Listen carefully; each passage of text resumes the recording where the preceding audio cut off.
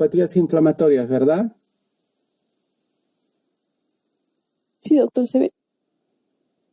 Bueno, ¿cuál es tu nombre? ¿Quién acaba de hablar? ¿Cuál de las muchachas? La última. Buen día, doctor. Soy Valeria. Vale. Bueno, vamos, la vez que hable, tú me respondes, ¿ya? Porque es bien feo hablar con los espíritus y que nadie responda. ¿Ya? Entonces, lo primero que vamos a hacer es diferenciar. Si se dan cuenta, lo que yo les enseño es ver primero en forma global al paciente, ver en forma global una patología. No les he enseñado vasculitis, no les he enseñado lupus. Cuando hemos hablado de vasculitis, primero, para hablar de todas este tipo de enfermedades, hemos hecho un repaso de lo que es inmunología, para que puedan entender este tipo de enfermedades. Cuando les he hablado de vasculitis, he preferido darles la clasificación antigua porque nos da un enfoque más clínico, ¿verdad? Y les he dado la clasificación actual, que es una clasificación muy histológica de las vasculitis, y hemos hablado de las vasculitis, cómo uno enfrenta clínicamente a una vasculitis, porque el paciente con vasculitis no viene con una etiqueta que dice yo tengo vasculitis de vaso pequeño, vaso mediano o vaso grande, ¿no? Viene un paciente con vasculitis, con lesiones cutáneas o con daño de un órgano blanco, y uno tiene que ir buscando qué tipo de vasculitis es, o si realmente es una vasculitis, qué tipo de vasculitis es, o es una vasculitis por noxa directa, etcétera, etcétera. ¿Ya? Igual en lupus, ¿qué es lo primero que hacen en lupus? Primero, pensar si ese paciente puede tener o no puede tener un lupus. Pensar si ese paciente tiene artritis más algún componente hematológico, componente renal, componente cutáneo de úlceras, etcétera, etcétera. Y recién, una vez que uno ha pensado en lupus, empieza a aplicar los criterios de clasificación y después recién uno hace el diagnóstico del lupus. Y no parte al revés, hace el diagnóstico del lupus o aplica los criterios de clasificación en algo sin ningún sentido. Entonces, si uno hace el diagnóstico sin tener un criterio, sin saber buscar, nunca va a encontrar este tipo de enfermedades. Igual, cuando uno ve un paciente con miopatías inflamatorias, lo primero que tiene que aprender es a orientar el diagnóstico, ¿sí? Uno tiene que saber diferenciar qué es debilidad muscular, ¿ya? Y diferenciar de la fatiga muscular. Entonces, debilidad muscular es la falta de fuerza. Y la fatiga es cuando el paciente empieza a hacer una actividad y va perdiendo poco a poco la fuerza muscular. Entonces, la debilidad muscular se produce desde un inicio. La debilidad muscular, por ejemplo, se presenta en problemas neurológicos, problemas musculares, mientras que la fatiga muscular se produce en la miastenia gravis. Un paciente en la mañana está bien y poco a poco, en la medida que va haciendo su actividad, va perdiendo la fuerza, va fatigando el músculo. Entonces, es típico en la miastenia gravis el paciente que en la mañana se levanta bien, tiene buena fuerza muscular, y en la tarde se le van cayendo los párpados, va perdiendo la fuerza muscular porque los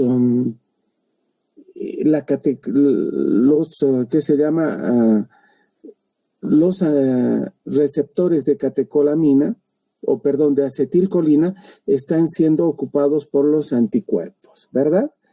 Luego, de diferenciar entre debilidad y fatiga muscular, tenemos que saber localizar la lesión. Tenemos que ver dónde se produce la lesión y luego tenemos que ver cuál es la causa de este tipo de lesiones y luego recién vamos a hablar de la parte reumatológica, que son las miopatías inflamatorias, que, como su nombre dice, es la inflamación del músculo. Las miopatías inflamatorias, son procesos autoinmunes a nivel del músculo. ¿Entendido? Es una enfermedad órgano no específica, porque no solo van a afectar el músculo, como vamos a ver, sino también afectan diferentes órganos y sistemas. Entonces, la pérdida de la fuerza o control de los músculos voluntarios suele definirse como debilidad. El término utilizado indistintamente para describir simplemente la fatiga o la verdadera falta de fuerza muscular, ¿verdad? Entonces, pero acá tenemos que describir bien si es fatiga o es falta de fuerza muscular. ¿Entendido? La verdadera debilidad muscular es la incapacidad de realizar una tarea desde el primer momento, como les he dicho. ¿Ya? Mientras que hay que distinguir de la sensación subjetiva de agotamiento o cansancio físico o mental. ¿Entendido? Esto no es debilidad muscular.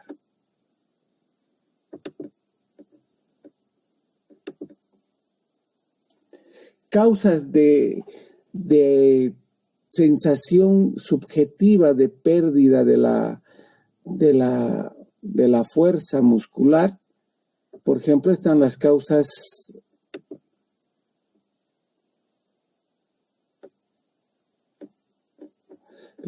psiquiátricas, por ejemplo, pacientes con ansiedad se quejan de que les falta la fuerza, trastornos de alimentación, la depresión, pacientes que no duermen bien, causas psicosociales, alteraciones del sueño, la apnea del sueño. El paciente que tiene apnea del sueño se cree la narcolepsia, son pacientes que al día siguiente se levantan con sensación de falta de fuerza muscular, pero esto es subjetivo, ¿entendido? Hay otras causas, por ejemplo, pacientes con hipotiroidismo también pueden tener esa sensación subjetiva de falta de fuerza, pero no es objetiva. El uso de algunos medicamentos como antihistamínicos, beta bloqueadores, también producen una fatiga, una astenia subjetiva, ¿entendido? Pacientes diabéticos también tienen esa sensación subjetiva de falta de fuerza. Entonces, lo más importante es que ustedes sepan diferenciar entre la verdadera debilidad muscular, que es algo objetivo. El paciente va a tener una falta o incapacidad de realizar una tarea desde el inicio. Y cuando uno explora al paciente, tiene que darse cuenta, primero, de que hay una falta de fuerza muscular y tiene diferentes grados. Grado 0, cuando no hay movimiento ni control muscular. El paciente está sin nada de fuerza. Grado 1, la contractilidad es leve y no hay desplazamiento. Apenas el paciente puede contraer, pero no puede mover absolutamente nada. Y así están los diferentes grados de debilidad muscular. ¿Les queda claro esto? No necesitan aprender los grados de debilidad muscular. Lo más importante es que sepan de que el paciente con pérdida de la fuerza muscular y con un grado 0 es que no, ni siquiera contrae el músculo. Y cuando alguien tiene un grado 5, es un paciente que vence la gravedad, vence la resistencia, tiene buena fuerza muscular. Y eso va disminuyendo. En las miopatías, la debilidad, por si acaso, es generalizada. ¿Sí? Es además simétrica. En las otras causas, por ejemplo, en el accidente cerebrovascular, la debilidad puede ser localizada, no es generalizada, es asimétrica. Mientras que en las miopatías la debilidad es simétrica, hay que ver si es distal o proximal. Todos estos aspectos tenemos que diferenciar en un paciente con debilidad muscular. ¿Entendido? Sí, doctor. ¿Les queda claro? Entonces, para que vean, lo primero que uno tiene que ver en un paciente con pérdida de la fuerza es si es realmente pérdida de la fuerza muscular, si esa debilidad es desde el primer momento o es una sensación subjetiva de la pérdida o es un agotamiento, una sensación subjetiva, si es desde el primer momento o es una fatiga que se va a ir produciendo poco a poco. Segundo, uno tiene que ver el grado de la pérdida de la fuerza muscular y tiene que ver si es generalizada, si no es generalizada, si es asimétrica, si la pérdida generalizada es simétrica, si es distal, si es proximal o si es de algún grupo muscular específico. ¿Entendido? ¿Dónde empieza, muchachos, el movimiento? Brenda eres, ¿no? ¿Cuál era tu nombre?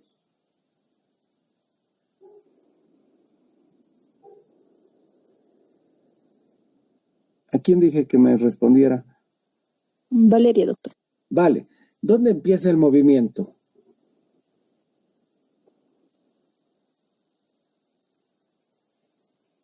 Bueno, para que recuerden, muchachos, el movimiento empieza en la corteza cerebral. ¿Sí? A nivel de la motoneurona superior. Luego va bajando el impulso nervioso, las fibras se decusan, un 90%, hay un 10% que no se decusa, y luego llega a la segunda motoneurona. Luego de la segunda motoneurona, vamos al nervio periférico. Luego del nervio periférico, vamos a tener la unión neuromuscular. Y luego de la unión neuromuscular, tenemos el músculo. Todo ese es el trayecto del movimiento. Y en cualquier lugar de estos se puede producir una lesión que va a producir debilidad muscular simétrica, generalizada, que puede ser distal o generalizada. Perdón, que puede ser distal o proximal, ya vamos a ver. Y cuando alguien se presenta con debilidad, tenemos que ver si es total, con una fuerza muscular grado 0 o con un grado de debilidad grado 4, grado 3, grado 2 o grado 1, ¿verdad? Entonces, en cualquiera de estos puntos puede haber una pérdida de la fuerza muscular. Si hay alteración en la primera motoneurona, en la segunda motoneurona, en nervio periférico, en la unión neuromuscular o en el mismo músculo. ¿Cuáles son las enfermedades? ¿Qué características tiene la enfermedad de la primera motoneurona?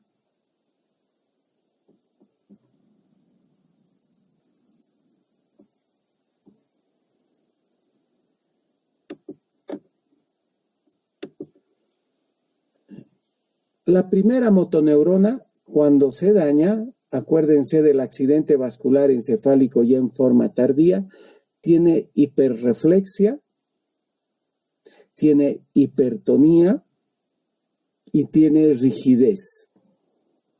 Esas tres características son las más importantes en el daño de la primera motoneurona.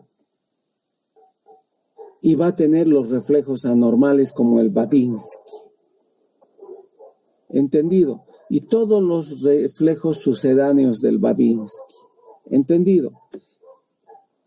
Esas son las lesiones de primera motoneurona. La hiperreflexia, muchachos, se caracteriza por tres cosas. Uno, aumento de la amplitud, o sea, no solo son reflejos vivos, hay un aumento de la amplitud, hay un aumento del área reflexógena, no solo golpeando en esta zona del tendón rotuliano, uno va a tener el reflejo, sino en cualquier parte de la región tibial va a tener un reflejo rotuliano y además hay repetitividad. Entonces hay hiperreflexia, hay hipertonía y hay rigidez.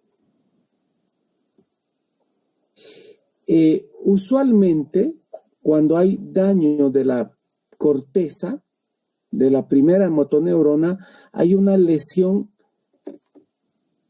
en la mitad del cuerpo. ¿Por qué? Porque es muy difícil o muy poco frecuente el daño difuso de primera motoneurona. Solo en general hay una enfermedad que va a producir daño de exclusivo difuso de primera motoneurona. La segunda motoneurona o motoneurona inferior, ¿qué va a producir? La segunda motoneurona, acuérdense, está en la médula espinal, en el asta anterior, y el daño de la segunda motoneurona va a producir flacidez, arreflexia,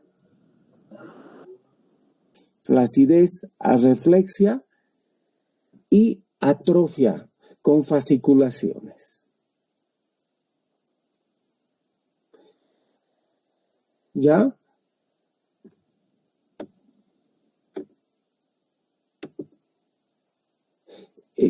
Miren, acá ven, esta lengua está absolutamente atrófica, está con fasciculaciones, etcétera, etcétera. Ejemplo de enfermedad que afecta primera y segunda motoneurona es la esclerosis lateral amiotrófica. La esclerosis lateral amiotrófica clásicamente produce una enfermedad de primera y segunda motoneurona que es progresiva y que el paciente fallece a los 2 años aproximadamente. Pero la esclerosis lateral amiotrófica tiene una serie de variantes, muchas variantes, donde puede afectar, por ejemplo, principalmente primera motoneurona o principalmente casi exclusivamente segunda motoneurona o primera motoneurona. Hay muchas variantes de esclerosis lateral amiotrófica. Ejemplo de eso, el científico Stephen Hopkins, que vivió muchos años. ¿Cuántos años ha vivido Stephen Hopkins? Y ha sido uno de los físicos más grandes de la humanidad. Y desde joven, desde que iba en la universidad, ya tenía datos de su esclerosis lateral amiotrófica. Exactamente la variante que tenía no la sé, pero fíjense que ha vivido muchísimos años y ha terminado en silla de ruedas. Prácticamente creo que llegó hasta activar su computadora solo con los párpados, ¿verdad? Entonces, ese es un ejemplo de lo largo que puede ser una enfermedad como la esclerosis, o lo largo que puede ser una esclerosis lateral amiotrófica, ¿verdad? Donde la debilidad muscular también es simétrica. donde se produce daño de primera o de segunda motoneurona. ¿Entendido? Entonces, el movimiento empieza con la primera motoneurona, pasa el impulso a segunda motoneurona. Y primera motoneurona es rigidez, hipertonía, hiperreflexia. Segunda motoneurona es flacidez, arreflexia, atonía y fasciculaciones. Luego, el impulso nervioso sale al nervio periférico.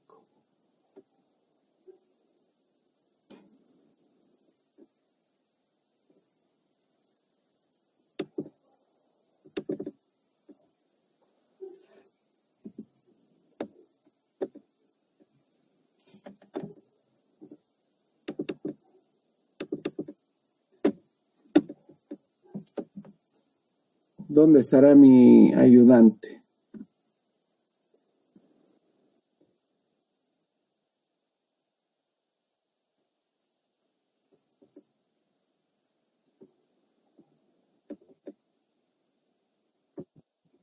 Si puede venir, aquí está.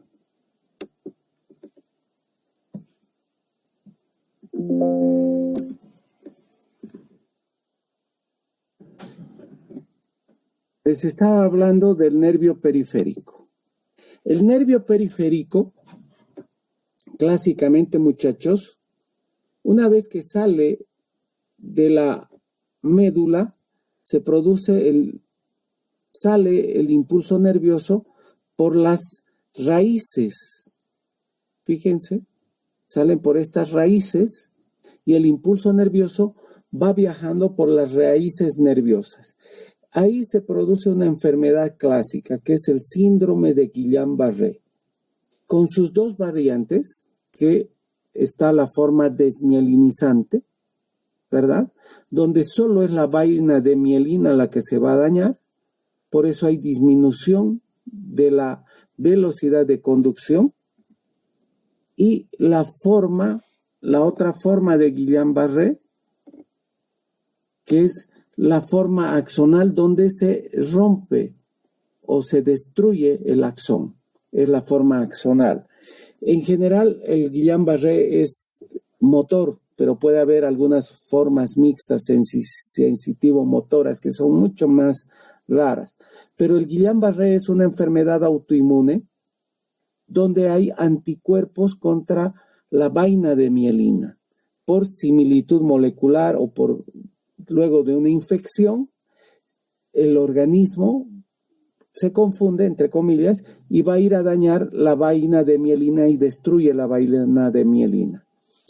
Entonces se produce el síndrome de Guillain-Barré. Como es el axón o la vaina de mielina de la segunda motoneurona la que se daña, lo que vamos a tener son datos de segunda motoneurona. Se va a producir arreflexia, atonía y fasciculaciones, ¿verdad? ¿Entendido, muchachos? Sí, doctor. Como es difuso el daño, el paciente con Guillain-Barré va a tener también en forma difusa el daño neuronal. Hay diferentes variantes, está el Miller-Fisher, etcétera, etcétera, en Guillain-Barré, por si acaso. Luego, habíamos empezado en la primera parte, primera motoneurona, entramos a la médula, está la segunda motoneurona, luego estamos en nervio periférico, donde está el Guillain-Barré, luego tenemos la unión neuromuscular.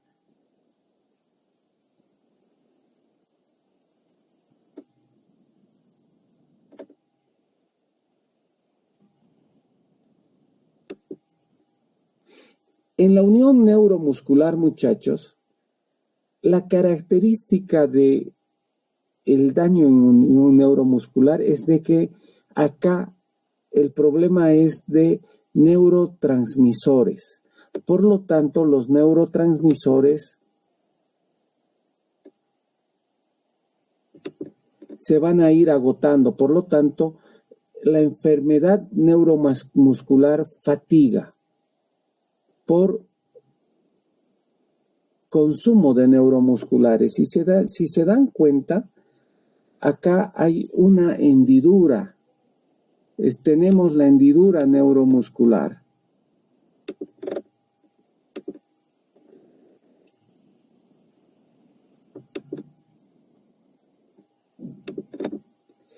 Este es el músculo y esta es la hendidura neuromuscular. Y cuando pasa el impulso nervioso,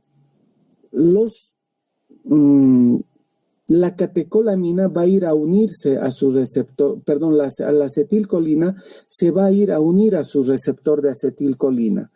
Y hay varias enfermedades acá.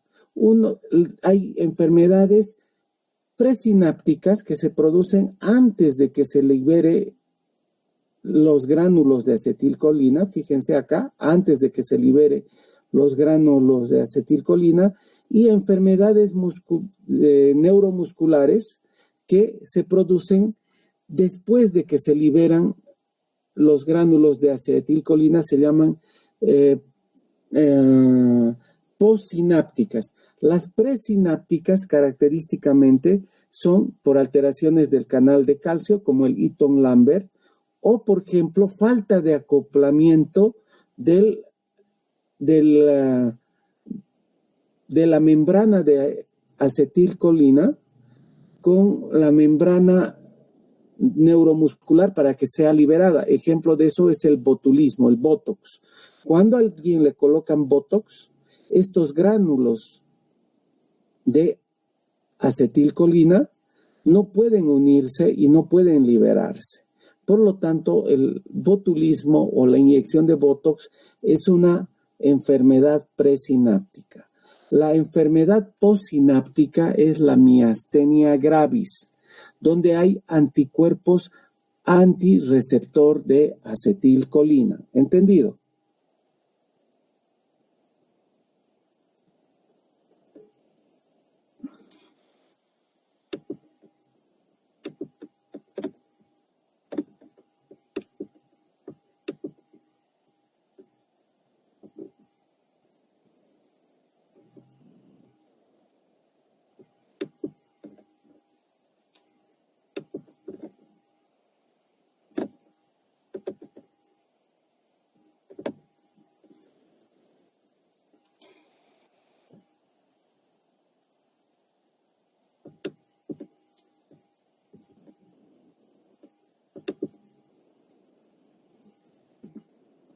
Ahora vamos a hablar de qué es lo que le pasa al músculo.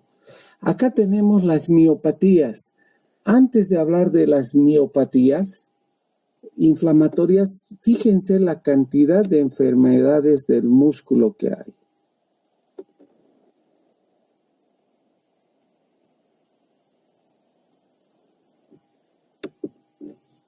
Hay miopatías inflamatorias, que es de las que vamos a hablar. Polimiositis, dermatomiositis, miopatías por cuerpo de inclusión. Acá faltan las miopatías por fármacos, las necrotizantes por fármacos. Tenemos las distrofias musculares, tenemos los síndromes miotónicos, tenemos las miopatías endocrinas, donde está el hipotiroidismo, el hiperparatiroidismo, el hipertiroidismo, tenemos miopatías metabólicas, tenemos la miopatía metabólica por hipocalemia, hipercalemia, etcétera, etcétera. Fíjense, hay un montón de tipos de miopatías. ¿Entendido? Entonces, dentro de las miopatías hay varias enfermedades del músculo. Por ejemplo, estas distrofias musculares son enfermedades hereditarias. Acá tenemos enfermedades por alteraciones endocrinas del músculo y vamos a hablar solo de este grupo de enfermedades. ¿Entendido? Para volver un poco a lo que estamos hablando, tenemos entonces, cuando uno ve a un paciente con debilidad muscular, lo primero que tiene que ver es si el paciente tiene verdadera debilidad muscular. ¿Cuándo tiene el paciente verdadera debilidad muscular? Cuando tiene una alteración en la capacidad de realizar fuerza muscular o una tarea o movimiento desde el primer momento. No es una sensación subjetiva de cansancio físico o mental. ¿Entendido? Luego, uno tiene que evaluar qué grado de debilidad muscular tiene ese paciente. Y el grado 0 es cuando el paciente no puede mover absolutamente nada. Grado leve solo puede contracturar y no puede mover nada. Solo puede hacer contracción. Y así los diferentes grados de debilidad o de fuerza muscular. Y cuando uno ha visto que el paciente tiene debilidad muscular, tiene que ver si esa debilidad es generalizada o localizada. Si la debilidad muscular es simétrica o asimétrica. Y si la debilidad es distal, por ejemplo, si solo es débil las manos o es la cintura pélvica o escapular. ¿Entendido? Luego de eso, tiene que ver en qué lugar está la lesión. Si es a nivel de la primera motoneurona, si la lesión está a nivel de la segunda motoneurona, si la lesión es a nivel de la motoneurona inferior o a nivel del nervio periférico, como en el Guillain-Barré, o si la lesión es a nivel de neuromuscular, de la unión neuromuscular, si es presináptica, postsináptica, o si la lesión es a nivel del músculo. Y si es a nivel del músculo, será una distrofia muscular hereditaria, será un problema metabólico, por ejemplo, endocrino, como un hipertiroidismo, un Cushing, un Addison, o será un problema de miopatía inflamatoria. Y ahí recién empezamos a hablar de las miopatías inflamatorias. ¿Entendido? Sí, doctor. Sí, doctor. Entonces, lo que es debilidad muscular es un mundo entero. Hay gente especialista solo en debilidad muscular. Y dentro de lo que es debilidad muscular, nosotros los reumatólogos solo vemos una parte, lo que son las miopatías inflamatorias. Y las miopatías inflamatorias son un grupo de enfermedades inflamatorias, autoinmunes, órgano no específicas que afectan principalmente el músculo estriado y que resultan de la debilidad muscular simétrica proximal en general, ¿sí? Del hombro y de la cintura pélvica. Por lo tanto, el paciente no va a poder subir los hombros, ni va a poder levantarse de la silla, pero sí va a poder dar la mano y apretarnos la mano, y sí va a poder ponerse de puntas o de puntillas. ¿Entendido? Miren, la incidencia es de 1 en 100,000 casos, o sea, es relativamente poco frecuente. La edad de presentación es bimodal, o sea, hay 2 edades de inicio. Es en niños entre 10 y 15 años y es en adultos entre 45 y 60 años. Y la relación según sexo es más frecuente en mujeres que en varones. Hay varios que se llama, esto varía de acuerdo a la raza, a la geografía, por si acaso. En algunos textos describen una relación hombre-mujer de 4:1, otros dan 2:1, eso también varía de acuerdo a la edad, lo que también nos habla de un efecto hormonal importante, igual que en el lupus eritematoso sistémico. Lo que sí está claro también de que hay un efecto estacional. En algunos lugares es mucho más frecuente en el otoño, lo que nos habla de que hay un factor ambiental gatillante. Respecto a la patogenia, hay factores genéticos predisponentes, entre ellos hay factores asociados a los genes HLA y hay factores ambientales como los virus Coxsackie y el virus de la gripe. Hay algunas miopatías desencadenadas por las vacunas de la influenza, por ejemplo, han sido descritas. Hay algunas vacunas, por ejemplo, hay gente que está describiendo en relación a la vacuna del COVID-19, pero no está sólida todavía la relación de las miopatías inflamatorias con, por ejemplo, el COVID. ¿Ya? ¿Cómo se presenta clínicamente? Fíjense, la debilidad muscular es proximal, simétrica, es patognomónica de las miopatías inflamatorias. Esta zona, hombros y los brazos se debilitan. Están viendo acá lo que les estoy marcando. Y también la cintura pélvica y los cuádriceps se debilitan. Por lo tanto, el paciente no puede de sentado pararse. No puede pararse cuando uno le hace poner de cuclillas. No puede levantar los brazos. ¿Entendido? No afecta músculos faciales y oculares. Esto es una característica muy importante que nos va a ayudar a distinguir de muchas patologías neurológicas, porque el paciente con patología neurológica nos va a venir con diplopía, nos va a venir con alteración facial, por ejemplo, una parálisis facial, va a venir con asimetría facial o va a venir con ptosis palpebral. El paciente con miastenia gravis viene con ptosis palpebral. El paciente con miopatía inflamatoria no tiene afectación de músculos faciales y oculares. ¿Entendido? Sí, doctor. Sí, doctor.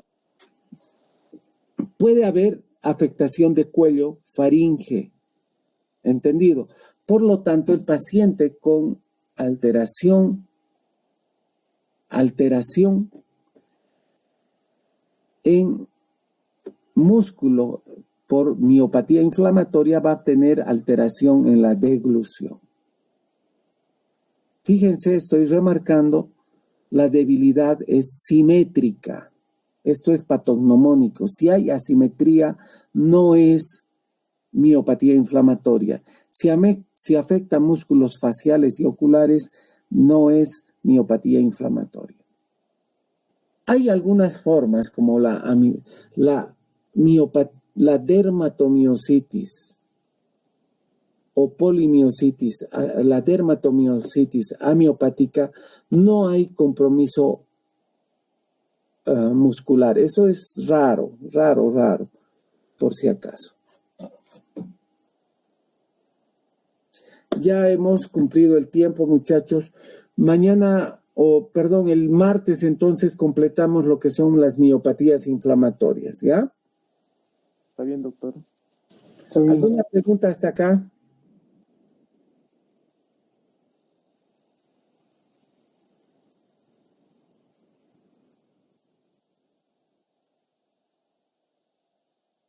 No, doctor.